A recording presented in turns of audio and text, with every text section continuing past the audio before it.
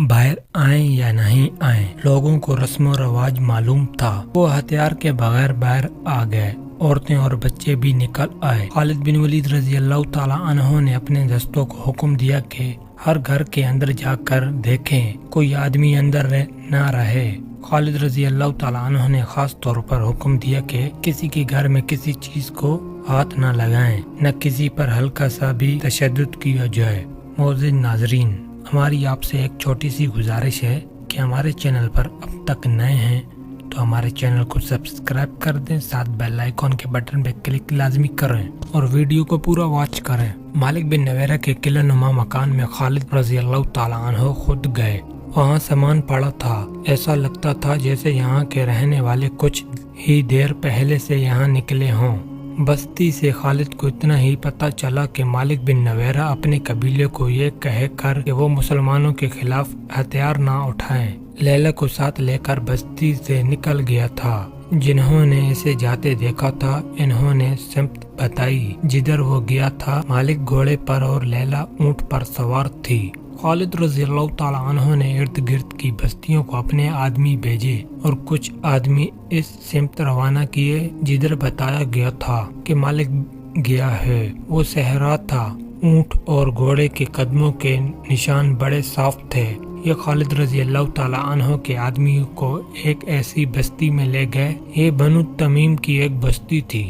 ए बनु तमीम, खालिद रज़ी अल्लाह ताला अन्हो के आदमियों में से एक ने बुलंद आवाज से कहा, मालिक बिन नवेरा को और बता का कोई और आदमी जो यहाँ छुपा हुआ हो, इसे हमारे हवाले कर दें। अगर वो हमारी तलाशी पर मिले तो इस बस्ती को आग लगा दी जाएगी। जरा ही देर बाद मालिक बिन नवेरा लैला के साथ बाहर आया और अपने आप को खालिद बिन वलीद रजी अल्लाह ताला अन्हो के आदमियों के हवाले कर दिया। बनु यरबुआ के चंद और सरकर्दा अफराद भी जो यहाँ आकर छुप गए थे, बाहर आ गए। इन सब को मालिक बिन नवेरा के साथ बता ले गए। लैला भी साथ थी।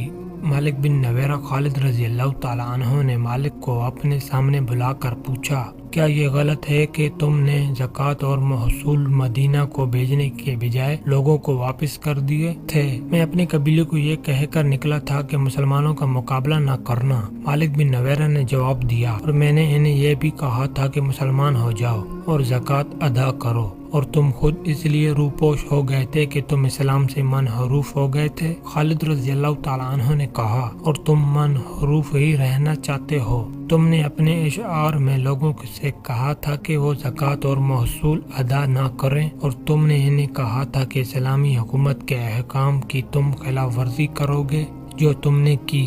हाँ वलीद के बेटे, मालिक ने कहा, मैंने खिलाफ वर्जी की, लेकिन मैं अपने कबीले से कह रहा हूँ कि अब वो खिलाफ वर्जी ना करें। और तुमने सजा की झूठी नबूवत को तस्लीम किया, खालिद ने कहा, और इसके साथ मिलकर लोगों को कत्ल किया और इन्हें लूटा, और तुमने इन लोगों को कत्ल आम किया जिन लोगों ने इस्लाम कबूल कर लिया था। मालिक ने सर हिलाकर इस जुर्म का करार किया। क्या तू मुझे बता सकता है कि मैं तुझे कत्ल क्यों ना करूं? खालिद रजी अल्लाह ताला अन्हो ने कहा, मैं जानता हूं कि तुम्हारे खलीफा ने तुम्हें मेरे कत्ल का हुक्म नहीं दिया। मालिक बिन नवेरा ने कहा, खुदा की कसम। खालिद रजी अल्लाह ताला अन्हो ने कहा, मैं तुझे जिंदा रहने का हक नहीं दे सकता। खालिद रजी अल्लाह ताला अन्हो ने वो उजड़ी हुई बस्तियां देखी थी जो मालिक बिन नवेरा और सजा ने उजाड़ी थी। खालिद रजी अल्लाह ताला अन्हो ने मालिक बिन नवेरा की बस्ती बता पर बिला वजह चढ़ाई नहीं की थी। इन्हें तमाम रिपोर्टें मिलती रही थी कि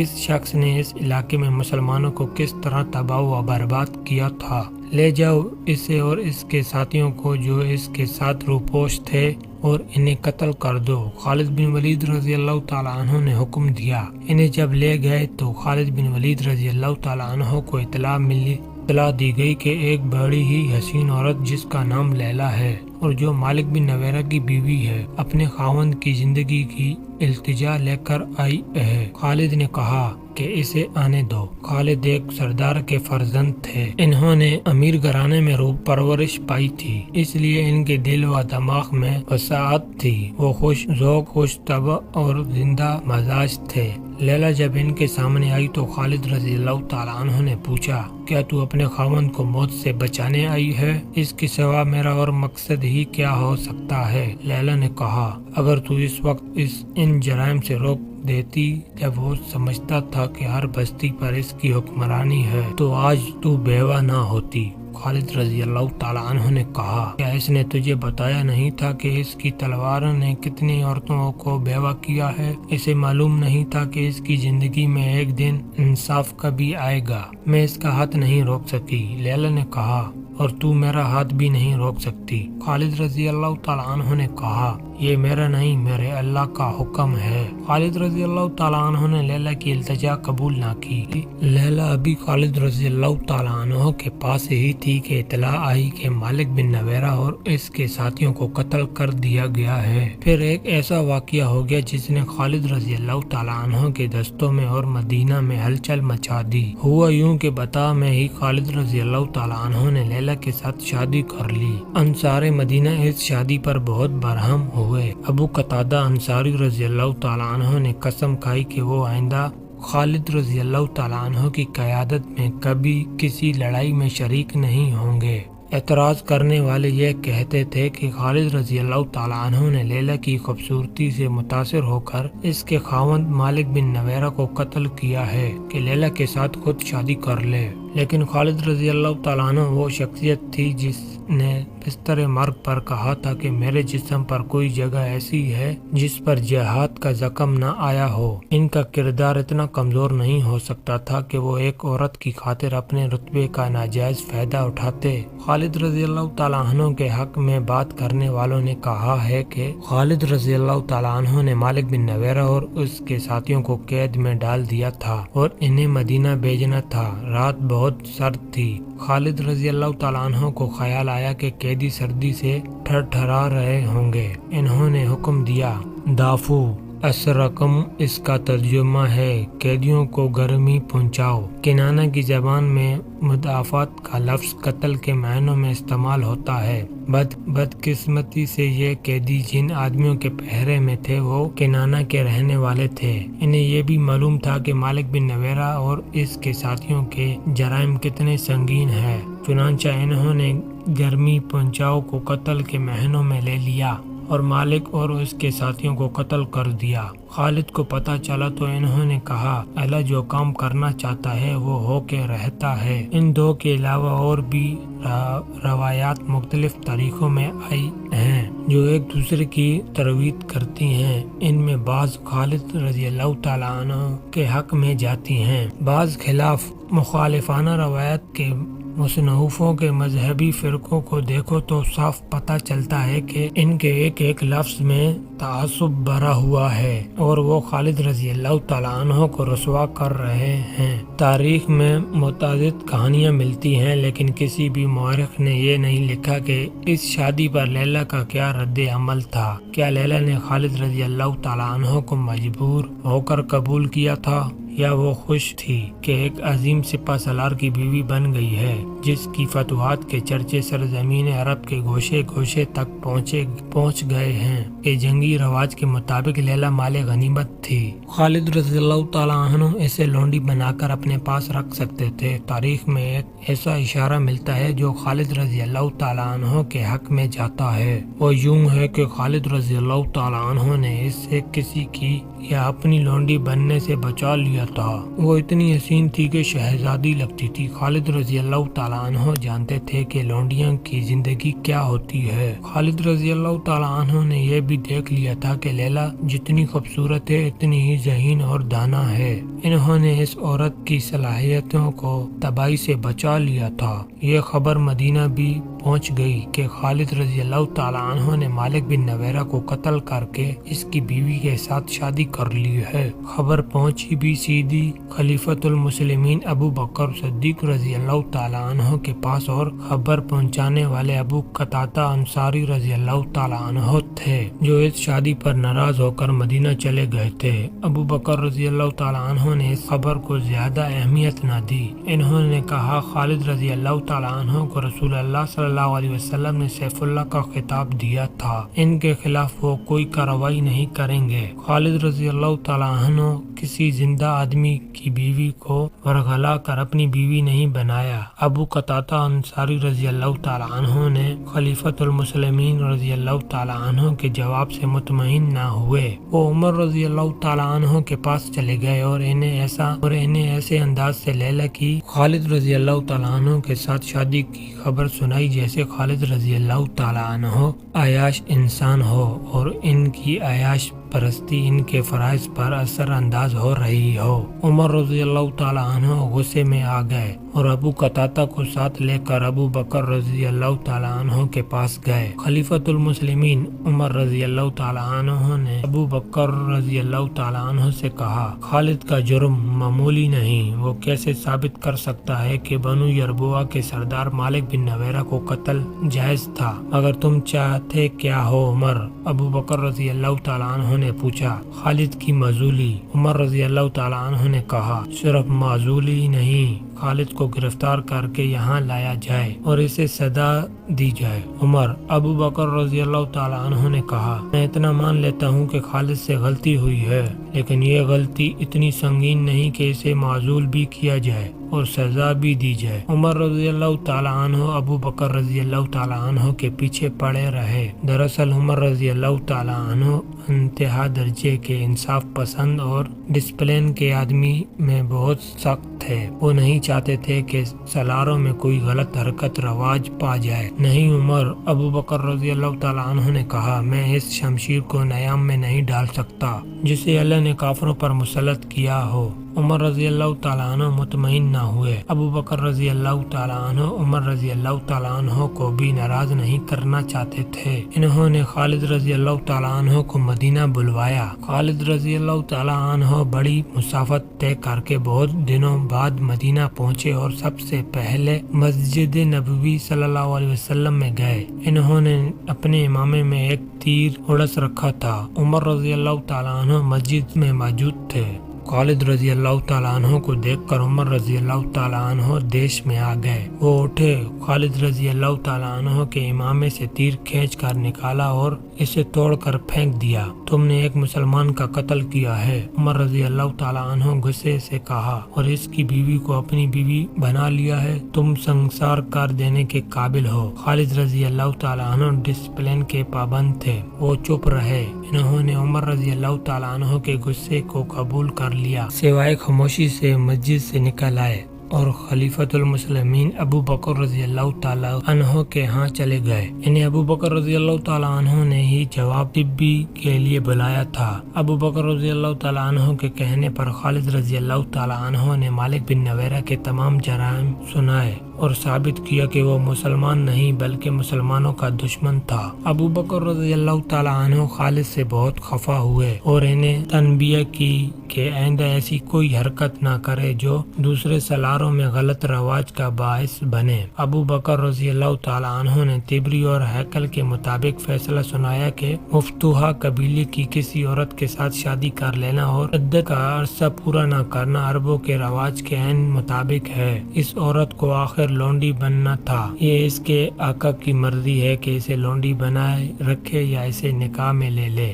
ابو بکر رضی اللہ تعالیٰ عنہ نے اپنے فیصلے میں کہا کہ اس وقت مسلمان ہر طرف سے خطروں میں گھیرے ہوئے ہیں، قبیلے باغی ہوتے جا رہے ہیں، اپنے پاس نفری بہت تھوڑی ہے۔ ان حالات میں اگر کوئی سالار دشمن کے کسی سردار کو غلطی سے قتل کر دیتا ہے تو یہ سنگین جرم نہیں۔ عمر رضی اللہ تعالیٰ عنہ کو خلیفۃ المسلمین ابو بکر رضی اللہ تعالیٰ عنہ نے یہ کہہ کر ٹھنڈا کیا کہ اسلام کا ایک بڑا دشمن مسلمہ بن حنفیہ نے نبوت کا دعویٰ کر رکھا ہے، جنگی طاقت بن گیا ہے، اس کے پاس کم و بیش 40,000 نفری کا لشکر ہے اور اکرمہ بن ابو جہل اس سے شکست کھا چکے ہیں۔ اب سب کی نظریں خالد کی طرف اٹھ رہی ہیں۔ اگر مسلمہ کو شکست نہ دی گئی تو اسلام مدینہ میں ہی رہ جائے گا۔ اس کامیابی کے لیے صرف خالد موضوع ہے۔ عمر رضی اللہ تعالیٰ عنہ خاموش رہے، انہیں بھی ان خطروں کا احساس تھا۔ ابو بکر رضی اللہ تعالیٰ عنہ نے خالد کو حکم دیا کہ فوراً بتا جائے اور وہاں سے یمامہ پر چڑھائی کر کے اس فتنے کو ختم کر دے۔ خالد رضی اللہ تعالیٰ عنہ ایک بڑی ہی خطرناک جنگ لڑنے کے لیے روانہ ہو گئے۔ دسمبر 632 عیسوی شوال 11 ہجری کے تیسرے ہفتے میں خالد رضی اللہ تعالیٰ عنہ نے 13,000 مجاہدین سے مرتدین کے 40,000 سے زائد لشکر کے خلاف یمامہ کے مقام پر وہ جنگ لڑی جسے اسلام کی پہلی خونریز جنگ کہا جاتا ہے۔ اس جنگ کا آخری مارکہ ایک وسیع باغ حدیقۃ الرحمان میں لڑا گیا تھا۔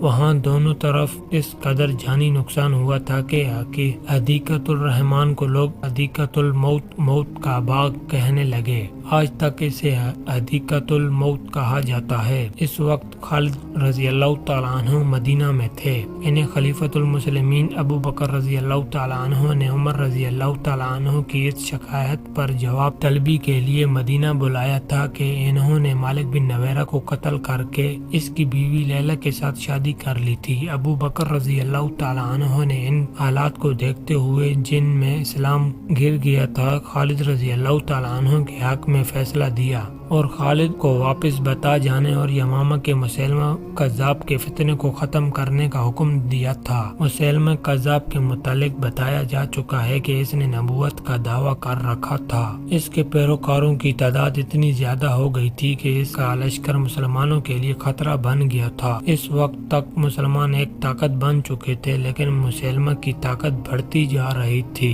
یہ مدینہ کے لیے بھی خطرہ تھا اور اسلام کے لیے بھی۔ مدینہ سلطنت اسلامیہ کا مرکز تھا۔ خالد رضی اللہ تعالیٰ عنہ کا لشکر بتا میں تھا۔ وہاں انہوں نے مالک بن نویرہ کو سزائے موت دی اور اس کی بیوی لیلہ کے ساتھ شادی کر لی تھی۔ لیلہ وہاں تھی۔ خالد بتا کو روانہ ہو گئے۔ انہیں معلوم تھا کہ ان کے پرانے ساتھی سالار اکرمہ رضی اللہ تعالیٰ عنہ اسی علاقے میں اپنے لشکر کے ساتھ موجود ہیں اور مسیلمہ کے خلاف مدد کو پہنچیں گے۔ اکرمہ بن ابو جہل ان 11 سالاروں میں سے تھے جنہیں خلیفۃ المسلمین رضی اللہ تعالیٰ عنہ نے مختلف علاقوں میں مرتد اور باغی قبائل کی سرکوبی کے لیے بھیجا تھا۔ دوسرے قبیلے اتنے طاقتور نہیں تھے جتنے مسلمہ کا قبیلہ بنو حنیفہ تھا، اس لیے اس علاقے میں اکرمہ رضی اللہ تعالیٰ عنہ کو بھیجا گیا تھا۔ ان کے پیچھے پیچھے ایک اور سالار شرجیل بن حسنہ کو بھیج دیا گیا۔ خلیفہ ابو بکر رضی اللہ تعالیٰ عنہ نے شرجیل کو یہ حکم دیا تھا کہ وہ اکرمہ رضی اللہ تعالیٰ عنہ کو مدد دیں گے۔ اکرمہ یمامہ کی طرف جا رہے تھے۔ یہ 2-2.5 مہینے پہلے کی بات ہے۔ اس وقت خالد رضی اللہ تعالیٰ عنہ طلحہ سے نبرد آزما تھے۔ انہوں نے طلحہ کو بہت بری شکست دی تھی۔ یہ خبر اکرمہ رضی اللہ تعالیٰ عنہ تک پہنچی تو وہ جوش میں آ گئے۔ انہوں نے ابھی کسی قبیلے کے خلاف جنگی کارروائی نہیں کی تھی۔ کچھ دنوں بعد اکرمہ رضی اللہ تعالیٰ عنہ کو خبر ملی کہ خالد رضی اللہ تعالیٰ عنہ نے سلمیہ کے طاقتور لشکر کو شکست دی ہے۔ مورخ لکھتے ہیں کہ اکرمہ رضی اللہ تعالیٰ عنہ پر انسانی فطرت کی ایک کمزوری غالب آ گئی۔ انہوں نے اپنے ساتھی سالاروں سے کہا کہ خالد فتح پہ فتح حاصل کرتا جا رہا ہے اور انہیں ابھی لڑنے کا موقع بھی نہیں ملا۔ خالد رضی اللہ تعالیٰ عنہ اور اکرمہ رضی اللہ تعالیٰ عنہ اسلام قبول کرنے سے پہلے کے ساتھی اور ایک جیسے جنگجو اور میدان جنگ کے ایک جیسے قائد تھے۔ کیوں نہ ہم ایک ایسی فتح حاصل کریں جس کے سامنے خالد کی تمام فتوحات کی اہمیت ختم ہو جائے۔ اکرمہ رضی اللہ تعالیٰ عنہ نے اپنے ماتحت سالاروں سے کہا، مجھے اطلاعیں مل چکی ہیں کہ شرجیل بن حسنہ ہماری مدد کو آ رہے ہیں۔ معلوم نہیں وہ کب تک پہنچے۔ میں زیادہ انتظار نہیں کر سکتا۔ میں مسیلمہ پر حملہ کروں گا۔ مسیلمہ معمولی عقل و ذہانت کا آدمی نہیں تھا۔ اسے معلوم تھا کہ مسلمان اس کی نبوت کو برداشت نہیں کر رہے ہیں اور کسی بھی روز اسلامی لشکر اس پر حملہ کر دے گا۔ اس نے اپنے علاقے کی دفاع کا بندوبست کر رکھا تھا، جس میں دیکھ بھال اور جاسوسی کا انتظام بھی شامل تھا۔ اکرمہ سوچے سمجھے بغیر بڑھتے گئے اور یمامہ کے قریب پہنچ گئے اور وہ چونکہ جذبات سے مغلوب ہو کر جا رہے تھے اس لیے احتیاط نہ کر سکے کہ دشمن دیکھ رہا ہوگا۔ انہیں مسیلمہ کے جاسوسوں نے دیکھ لیا اور مسیلمہ کو اطلاع دی۔ ایک اور علاقے میں جہاں اونچے ٹیلے اور ٹیکریاں تھی، اکرمہ رضی اللہ تعالیٰ عنہ کو مسیلمہ کے کچھ آدمی دکھائی دیے۔ اکرمہ رضی اللہ تعالیٰ عنہ نے ان پر حملہ کر دیا، مگر یہ مسیلمہ کا بچھایا ہوا جال تھا۔ مسیلمہ نے وہاں خاصا لشکر چھپا رکھا تھا جس نے دائیں بائیں سے اکرمہ رضی اللہ تعالیٰ عنہ کے لشکر پر حملہ کر دیا۔ اکرمہ اس غیر متوقع صورتحال میں سنبھل نہ سکے۔ مسیلمہ کے لشکر نے انہیں سنبھلنے دیا ہی نہیں۔ اکرمہ کے ساتھی نامی گرامی اور تجربے کار سالار اور کمانڈر تھے، لیکن میدان دشمن کے ہاتھ تھا۔ اس نے مسلمانوں کی کوئی چال کامیاب نہ ہونے دی۔ اکرمہ کو نقصان اٹھا کر پسپا ہونا پڑا۔ اکرمہ رضی اللہ تعالیٰ عنہ اپنے اس شکست کو چھپا نہیں سکتے تھے۔ چھپا لیتے تو لشکر میں سے کوئی مدینہ اطلاع بھیج دیتا۔ چنانچہ اکرمہ رضی اللہ تعالیٰ عنہ نے خلیفۃ المسلمین کو خط لکھ کر بھیجا کہ ان پر کیا گزری ہے۔ خلیفہ ابو بکر رضی اللہ تعالیٰ عنہ کو سخت غصہ آیا۔ انہوں نے اکرمہ رضی اللہ تعالیٰ عنہ کو واضح حکم دیا تھا کہ شرجیل کا انتظار کرے اور اکیلے مسلمہ کے سامنے نہ جائے، اور مگر اکرمہ رضی اللہ تعالیٰ عنہ جلد بازی سے کام لیا تھا۔ ابو بکر رضی اللہ تعالیٰ عنہ نے اکرمہ کو جو تحریری پیغام بھیجا تھا اس میں غصے کا اظہار اس طرح سے کیا تھا کہ اکرمہ رضی اللہ تعالیٰ عنہ کو ابن ابو جہل لکھنے کے بجائے ابن امی اکرمہ کی ماں کے بیٹے لکھا۔ یہ عربوں میں رواج تھا کہ کسی کی توہین مقصود ہوتی تو اس کے باپ کے نام کے بجائے اسے اس کی ماں سے منسوب کرتے تھے۔ خلیفۃ المسلمین رضی اللہ تعالیٰ عنہ نے لکھا، اے ابن امی اکرمہ، میں تمہاری صورت نہیں دیکھنا چاہتا۔ میں یہ بھی نہیں چاہتا کہ مدینہ آؤ۔ تم آئے تو یہاں کے لوگوں میں مایوسی پھیلاؤ گے۔ مدینہ سے دور رہو۔ تم اب یمامہ کا علاقہ چھوڑ دو اور حذیفہ کے ساتھ جا ملو اور اہل امان سے لڑو۔ وہاں سے فارغ ہو کر ارفجہ کی مدد کے لیے بحیرات چلے جانا۔ اس کے بعد یمن جا کر مہاجر ابن امیہ سے جا ملنا۔ جب تک تم سالاری کے معیار پر پورے نہیں اترتے مجھے اپنی صورت نہ دکھانا۔ میں تم سے بات تک نہیں کروں گا۔ خلیفۃ المسلمین ابو بکر رضی اللہ تعالیٰ عنہ نے شرجیل کو پیغام بھیجا کہ وہ جہاں ہیں وہیں رہے، اور جب خالد رضی اللہ تعالیٰ عنہ آئیں تو اپنا لشکر ان کے ساتھ کر کے خود ان کے ماتحد ہو جائیں۔ خالد رضی اللہ تعالیٰ عنہ کو بتا دیا گیا تھا کہ شرجیل کا لشکر بھی انہیں مل رہا ہے۔ وہ خوش ہوئے کہ اب وہ مسیلمہ کا مقابلہ بہتر طریقے سے کر سکیں گے۔ انہیں توقع تھی کہ شرجیل کا لشکر تازہ دم ہوگا، مگر یہ لشکر خالد رضی اللہ تعالیٰ عنہ کو ملا تو وہ تازہ دم نہیں تھا۔ اس میں کئی مجاہدین زخمی تھے۔ کیا ہوا شرجیل؟ خالد رضی اللہ تعالیٰ عنہ نے پوچھا۔ مزاحمت کے سوا میرے پاس کوئی جواب نہیں۔ شرجیل رضی اللہ تعالیٰ عنہ نے کہا، میں نے خلیفۃ المسلمین کی حکم عدولی کی ہے۔ میرے لیے حکم تھا کہ اکرمہ کو مدد دوں، مگر میرے پہنچنے سے پہلے اکرمہ مسلمہ کے لشکر سے ٹکر لے کر پسپا ہو چکا تھا۔ یہ ایک خط تھا جس نے مجھ پر بھی غلبہ پا لیا کہ